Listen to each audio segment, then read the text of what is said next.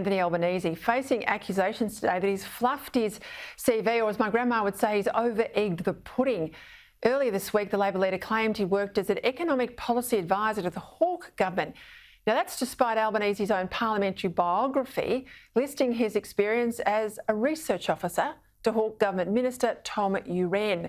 Tom Uren, a Labor left luminary, didn't actually hold an economic portfolio. Indeed, he wasn't even in cabinet, and he opposed most of Bob Hawke's economic reforms. Worse still, Uren's memoir makes no mention of Albanese working as an economic advisor, but rather includes a description of Albanese as nothing more than, quote, a young trot. For more on this, let's bring in One Nation leader in New South Wales, Mark Latham. He joins me now from Sydney. Well, he's doubled down in his claim today about being an economic wizard. Here was the Labor leader this morning. Let's have a listen. I was employed as an economic policy advisor to a minister in the Hawke Government. That's not a surprise, that's just a fact. But that's a bit disingenuous when he was known as very much on the left, a socialist. He would have been against a lot of the Hawke-Keating tax reforms. If you actually go and have a look at the relationship with Paul Keating and Tom Uren, I assure you they had seats next to each other. They had a fantastic relationship. All right, you were there at the time, Mark. Does this stack up? No, it's complete bullcrap, Peter. Tom Uren and Paul Keating were at loggerheads on economic policy. Albanese was at Labor conferences saying get rid of the Keating economic reforms. They were selling out working people. A complete betrayal. They've got to be reversed. And whatever relationship Keating and Uren had was cutting factional side deals, which happens in politics. Uren was a great opportunist. Everyone loved Tom, but he was an opportunist. He'd be in there cutting a deal with the Sussex Street machine whenever he could. But it had nothing to do with Albanese's condemnation, complete condemnation of those Hawke and Keating reforms. And Albanese must have been the first policy advisor who saw his main role as to destroy the policy.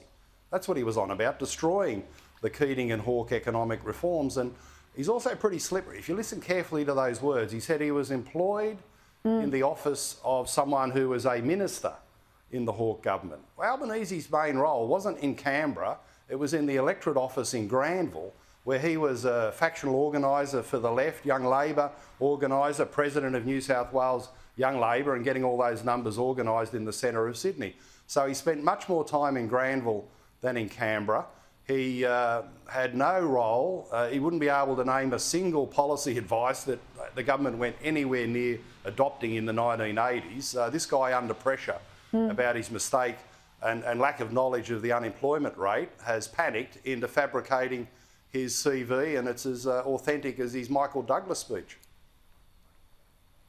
Yeah, well, I sat in the House of Representatives for 10 years. I've observed most question times on most days of sitting weeks, and I can't recall him ever asking an economic question. I can't recall when we were in opposition anyone even lobbying him a question that was economically related. I mean, he was in the one-track portfolio of infrastructure for the 6 years only that he was ever in the ministry. 20 other years he wasn't.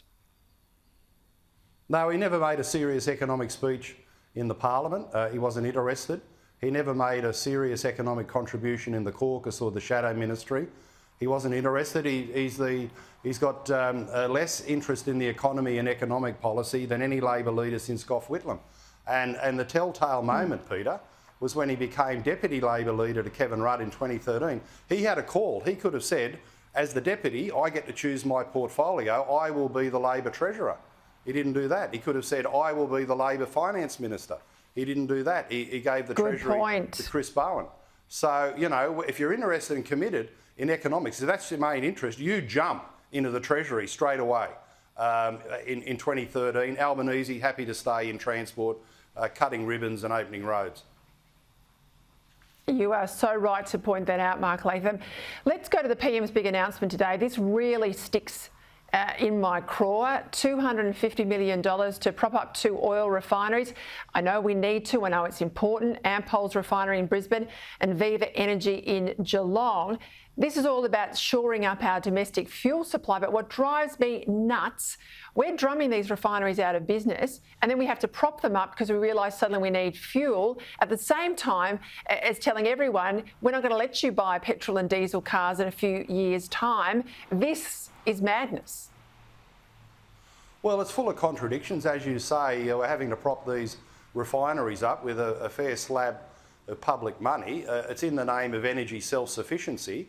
You've pointed out the contradiction of all the money that's going into the myth of Australians picking up electric vehicles, but there's other contradictions as well. If we were serious as a nation, if Morrison was serious about energy self-sufficiency, he'd be saying, let's have many more coal mines, let's keep our coal-fired power stations open, let's have maximum gas production. Why has Morrison done nothing about the problem in New South Wales where a Liberal government closed down the coal seam gas industry and New South Wales is only 5% gas self-sufficient? Also, we'd be saying instead of sending our uranium overseas to countries like India to make cheap energy and cheap manufacturing, we'd use the uranium here for nuclear power, energy self-sufficiency, to bring down power prices and support our manufacturing industry.